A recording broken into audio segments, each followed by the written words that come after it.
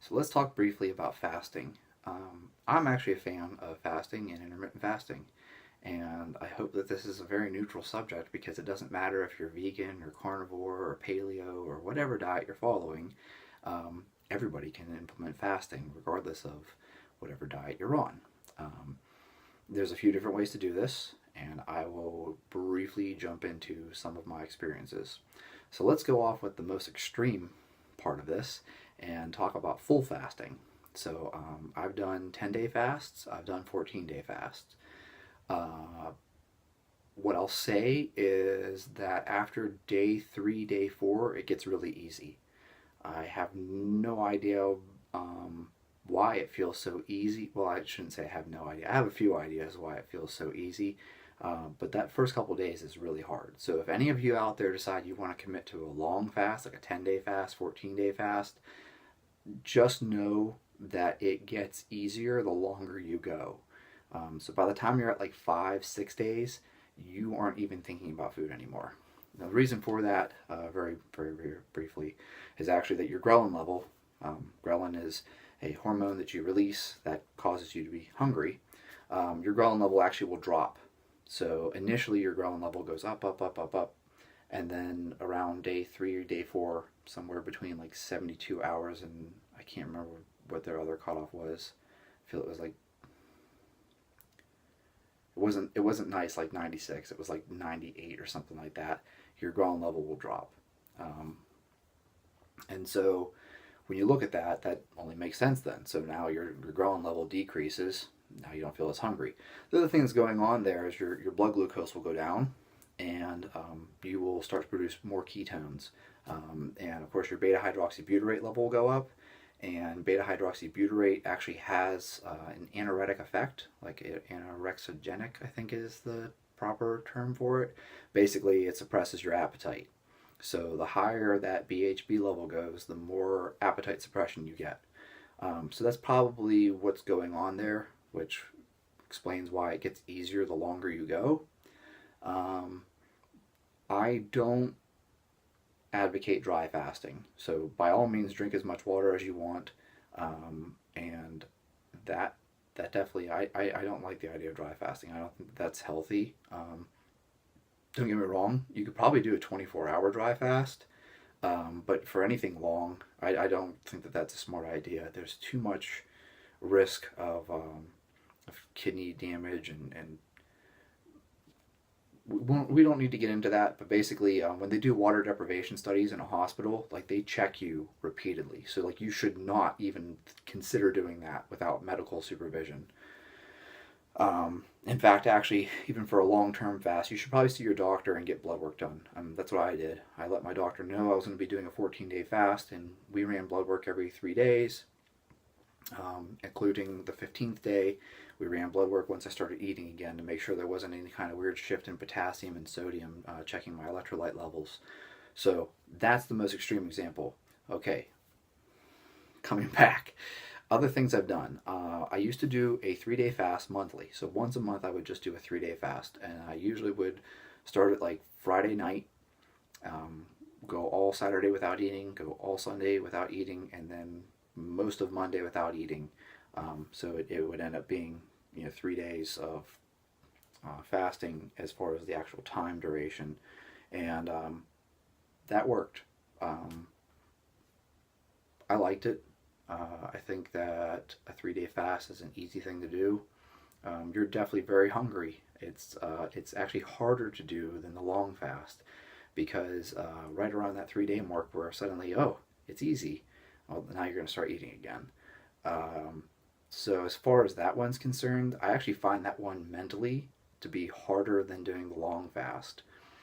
And there's some research suggesting that 3-day fasting improves your immune system.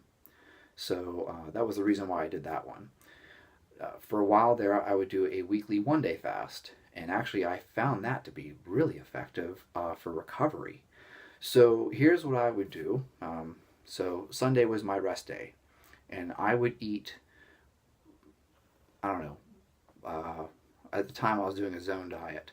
So I would eat 35 blocks worth of food before noon. So I would wake up and have breakfast and eat all the way up till noon, and then I would stop. And then I would fast from noon on Sunday till noon on Monday. And then, of course, on Monday, I have the whole rest of the day to eat my 35 blocks again. So I actually didn't cut calories at all. Um, so this is not some effect that was happening because, oh, you're fasting, so you're eating less. Nope, I ate 35 blocks a day every day, including Sunday and Monday, even though I went from noon Sunday till noon Monday without eating. And I have to say, I definitely noticed that I felt less sore. What's going on there? Probably some autophagy. My body was clearing, tissue damage out.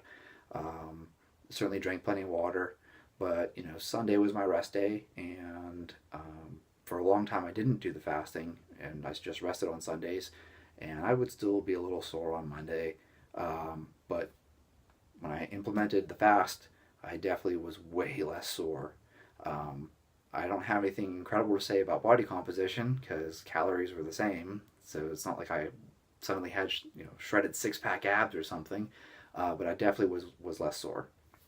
Okay, all the way back down to the easiest one, which is just kind of having a time restricted eating window. Um, there's a few ways you can implement this. You can do the lean gains thing of the 16 hours of fasting, 8 hours of eating, but I really don't think it matters. Um, I think that if you do the 8 hours or you do 4 hours or whatever it is you do, even one meal a day, I feel that what's nice about fasting is that you get to eat a big meal and feel full, versus eating a bunch of small meals and never really feeling full. So I think that's the advantage to intermittent fasting. I'm not going to sit here and make any incredible claims that, oh, there's more apoptosis and more autophagy and all this stuff like that, because if you're eating daily, you're not really getting to that point. That stuff generally happens about 72 hours in. That's whenever you see the big increases in autophagy. So, daily fasting for 16 to 20 hours, that's cool. You probably will see some improved. Your blood glucose will go down. You'll notice that your HbA1c will go down. So you'll have better blood work as far as glucose and HbA1c. I'm not going to make any claims about anything else, though. It's not like it changes your cholesterol or changes your testosterone level or your IGF-1 or anything like that. But definitely, I saw better blood glucose readings. Um, so, and that's me. Maybe yours will get worse, but that's what I found on mine. I think I used a one touch, and then I got a Keto Mojo so I could test ketones as well. And actually, even on a high carb intermittent fasting, I actually did find that I would have elevated ketones probably around like 18 to 20 hours in doing that 4 hour window. I did have elevated blood ketones. So fasting definitely does produce some ketones. Ketones have some interesting qualities.